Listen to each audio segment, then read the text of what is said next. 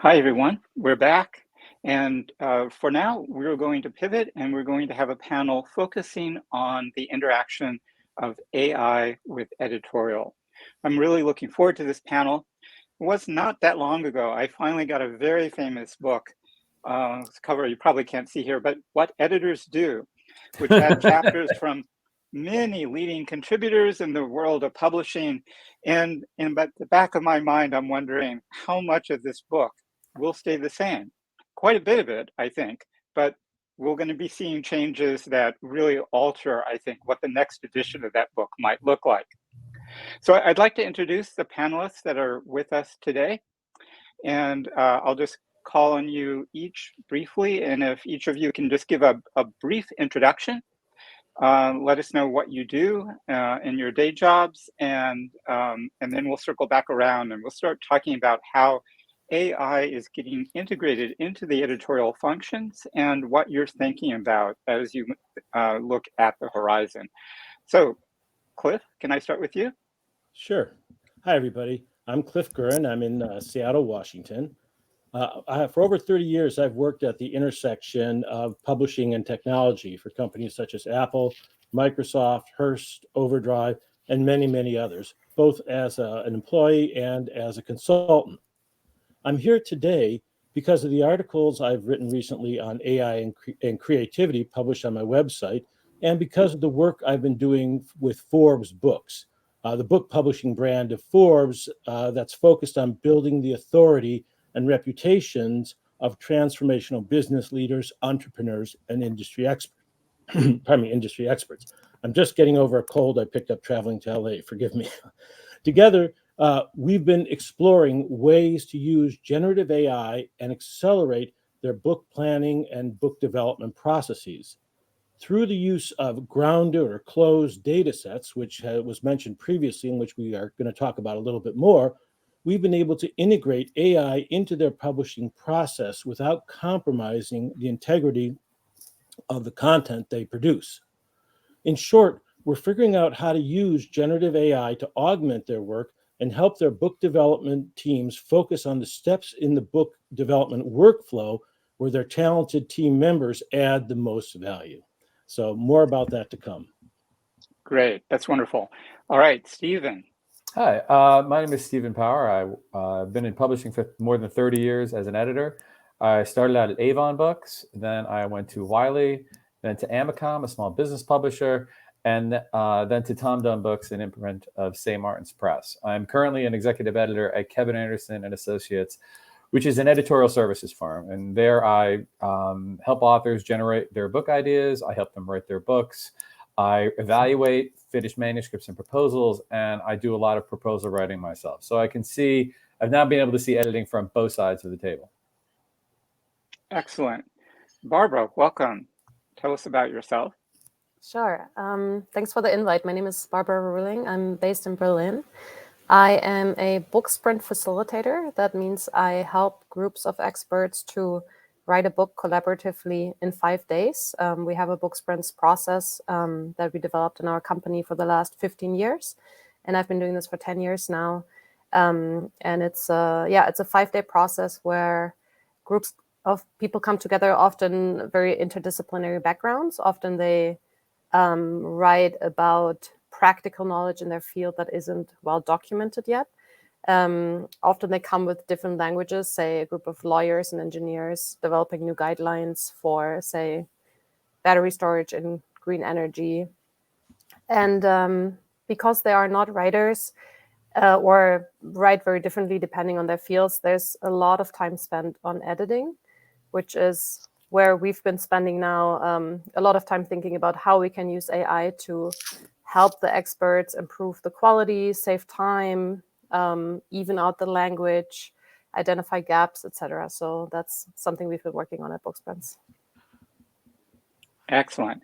So one of the things that's really interesting about the editorial function in publishing houses is that it ends up touching so many other sectors of the publishing business. So there's overlap in some ways with marketing and editorial, with types of production and editorial, and so forth. And without intruding on our future panels, it's obvious that AI can aid the editorial function, as we've heard from our prior panel and from our keynote, in ways that are both innovative and potentially disruptive. So just going over some ways that AI can impact editorial, it could, in theory, produce summaries or chapter descriptions or character descriptions. Mm-hmm. It can facilitate fact-checking. It could do market analysis, distinct from marketing as an activity itself. In other words, what might be comp titles that I might want to look at Mm-hmm. in the field. It could potentially aid in copy editing. It could also assist in some types of sensitivity analysis or context analysis as well. So for each of you, I'd just like to ask, what was the point where you were looking at AI and thought, oh my gosh, I've got to try this? And what did you wind up experimenting with or wanting to think about first? Cliff? That's a great question.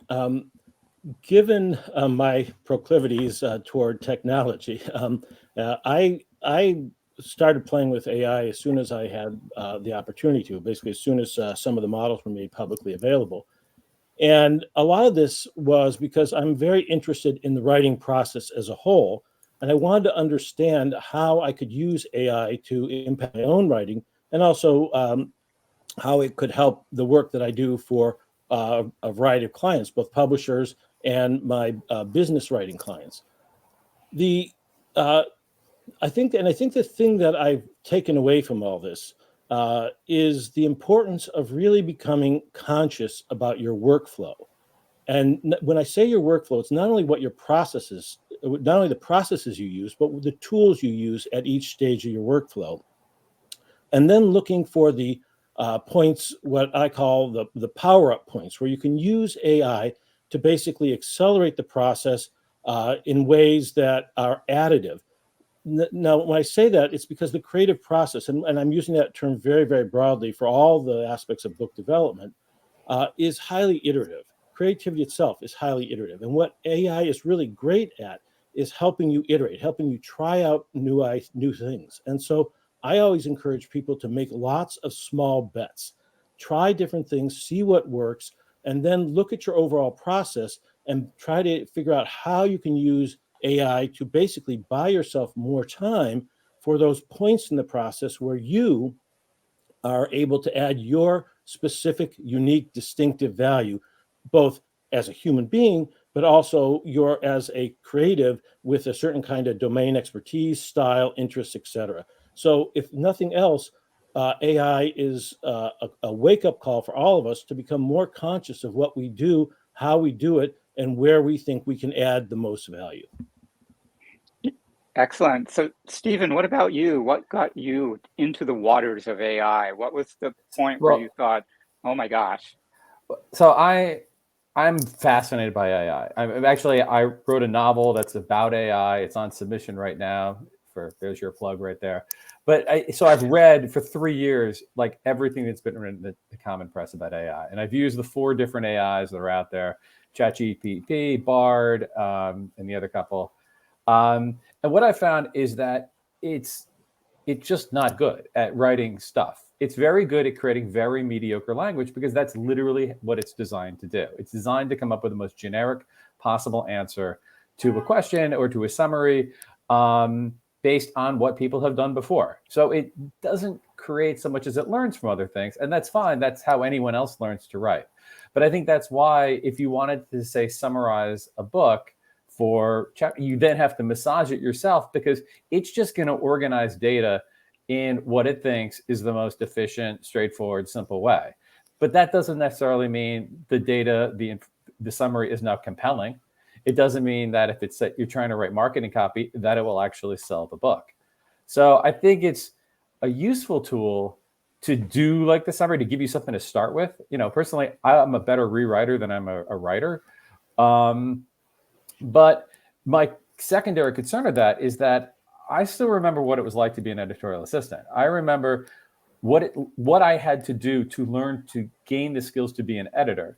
And one of them was summarizing a text. So my boss would hand me a tip sheet and say, fill this in, here's the manuscript, write a compelling description for the tip sheet, write the marketing copy. And not, if I was just handed a summary, I would just kind of temper that and massage that. But I might be missing all the other stuff in the book that actually would be valuable because the AI didn't think it was worthwhile. And also, I would not be, and if assistant does that, and the massaging is an important skill too, they're not getting that fundamental skill of summarizing a text into 300 pages on a tip sheet or 400 words on a jacket, because they've been outsourced to some basically electronic gig worker. So I think the real danger of AI isn't that it will take away jobs. What it's going to do is, in many ways, prevent assistants from learning how to become editors, and thus killing off the editorial minor leagues, and you'll lose your editors of the future. One of the things we'll hear from our keynoter at the end of the day at Moloch is a conception of breaking down the tasks that AI does or assists us with in ways that, on one hand, sort of meld the activity, right? We're using AI to assist us in a process. And in some other ways, maybe we split those functions up. It's like, I'll take this, AI, you go off and do this. So Stephen, as you were just saying about the impact on people entering in and learning the process, how does that split of like, or is this a tool that I'm using, or is this a service that I invoke? Yeah, how does that impact? I think the comparison is, should a kid in a math class be allowed to use his calculator on the test? I don't think so, because I think you need to have to understand how the underlying math is done to appreciate the results that you get. So the same thing is, you could have a manuscript copy edited. You could certainly have it line edited. In fact, they might become the same job. But even then, someone has to go through the AI's line edits and massage them and say, well, I don't think that works, or here's a better way of doing it. You're really kind of limiting your options. And you're also just looking at the manuscript at those places that were changed. You're not looking at it as a whole. And the way AI works currently now, and given the information it's based on, it will by design edit that into sort of a generic mush that only satisfies the Chicago Manual of Style. And again, that's something that teaches an assistant how to edit, because a lot of editors fob off a bunch of their books on their assistant to teach them how to do it and to guide them through it. And then they talk about it afterwards to see if they agree that the assistant did a good job. Right. And Barbara, I mean, book sprints in some ways is like a distillation of the whole book production process. It brings together all of the elements that comprise the editorial functions, those set of functions, into a very compressed period of time. And you're often working with people who might not have any experience at all with any kind of formal book production process. So how do you meld in, or how are you conceiving of how to meld in the support functions that AI might be able to generate for you and for that process? Yeah, I agree a lot with what both Cliff and Stephen have said. I think AI is currently, and this will surely change, not good at all at text production. But at book sprints, we do very much think of the workflow in very small steps and look at exactly who does what and where are the handovers and what are the iterations. In a book sprint, maybe it's 10 writers coming together and they will iterate on each chapter 3, 4, 5 times. And then we have a team of copy editors and designers working on it with them within the same 5 days. So we are currently testing in each of these steps, like where is AI actually helpful, and where can we weed out some of the repetitive tasks that we have to put the writers through, that they could actually save a lot of time on or free up some main space. So yeah, some examples are the summaries that were already mentioned, but because in our case, we have often up to 10, 15 people writing one book together, there's a lot about massaging language, finding inconsistencies. People come together from different fields, so they use different jargon, different terminology, identifying gaps in repetition, which at the moment AI is not very good at yet. But we see our role as in positioning ourselves to become really good at guiding people through the process, because we know if we turn our backs to it, then the writers in the group will use AI behind our backs, and it will often, as we all know from our own experience, create not great results, right? So we want to be in a position where we integrate AI into the book platform Ketida that we're building with the Coco Foundation, and become really good prompt engineers and also social engineers and guiding people through, okay, here you're really losing your time, but here you can see some options, some iterations. You can, make some smart choices of how to integrate AI in the whole process.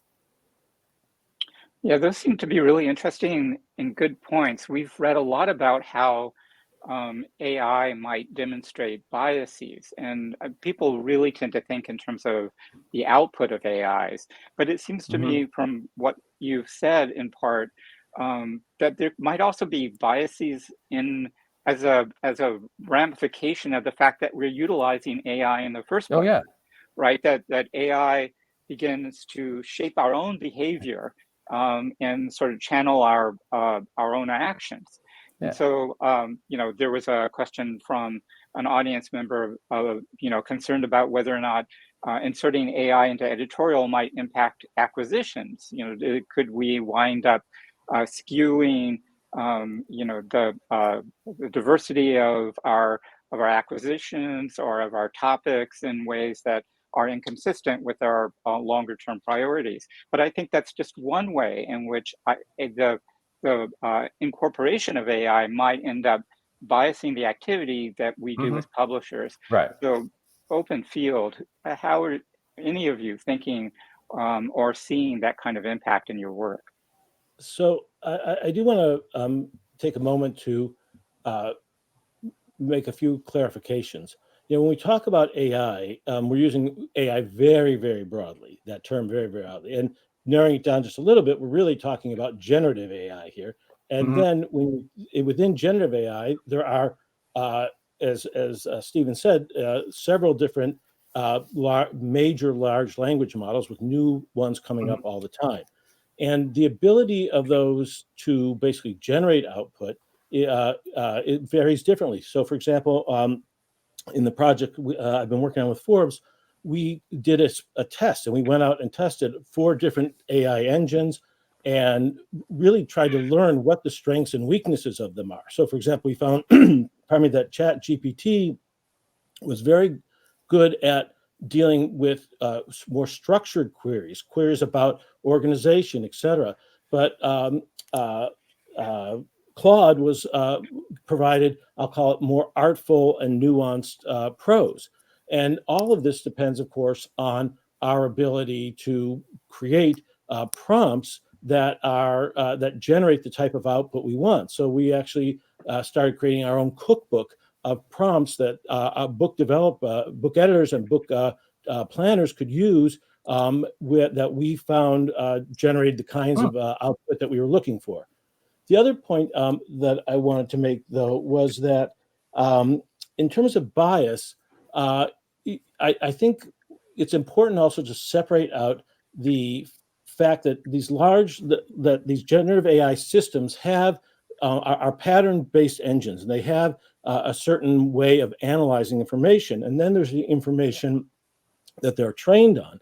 And when we talk about biases, those largely obviously come up when they're using the generalized training data set that they are built on. However, if you're applying them to a closed or grounded data set, meaning, for example, the work of an individual author that you've asked the AI system just to focus on, that you've uploaded, that is not exposed to the internet, everything that's coming out of that is inherent in the author's own work.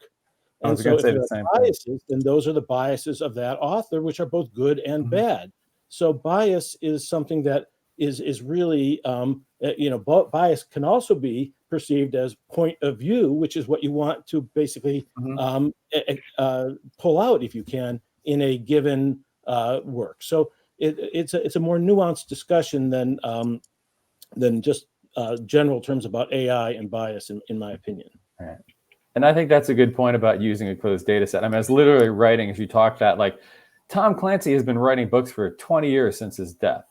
You know, you could take, and a lot of authors and authors that I've worked with separately, you know, have gone on to be Tom Clancy authors. And the same thing with Patterson. He farms all his stuff out. He comes up with the ideas and has a whole crew. They have enough books and enough words that you could train a data set, give it a prompt, and tell it to write a Tom Clancy book, or tell it to write a James Patterson sort of book, and then edit it perhaps into shape, you know? And I think that's a lot of way authors to keep going. Yeah. I mean, Barbara, sorry, Yeah. go ahead. Yeah, I think Cliff, you're making a really good point about the closed data sets, and that's also where we see the most potential for book sprints. However, obviously that's less accessible, at least at the moment, to the large population of writers. We just did a really interesting book sprint with a group of researchers from the University of Michigan who look at the digital world from perspectives of Blackness and racism and ableism, etc. And they did some fascinating research on just what they have available, which is mostly, ChatGPT and BARD, etc. And the biases are incredible. I mean, you have a Black female writer interacting, and the outcome is, it's really stunning. So I think that is something that we need to take into account, because we're not going to control always. I mean, we can create a perfect world with a closed data set, but we're not going to control who will use which technology in the production. So I think it's definitely a big concern. I mean, one of the areas of focus in AI development right now is on fine-tuning, of localizing the language models and to some extent internalizing them within corporate structure so that there's less danger of the leakage of IP where that's a concern. And, you know, obviously, as I mentioned in my opening remarks, there are areas where there's both significant literature and significant investment in that literature as intellectual property. And laws is one case, business and finance are another. It seems to me that this kind of fine-tuning or localization and its application to publishing are more difficult in fiction areas or genre areas, maybe a little better addressed in nonfiction areas. Barbara and Cliff, you both work in, to some extent, fact-based worlds, and the ability of all of us to work with localized models is likely to grow in the future. How have you been thinking about what you would like to see coming out of AI, LLM, large language model development in the future? Yeah. So, Barbara, do you want to go first? Go ahead. Okay. I think the future is already here, in the sense that if you, for example, use your iPhone is actually using a very powerful neural network to analyze your photographs and create the great photographs that almost anyone can take. That same neural engine could be applied to a language model on a personal device. And there are already people who have done that and made it, these large language models run on a Mac, for example, or an iPad. There's no doubt that you'll be able to do it eventually in an iPhone.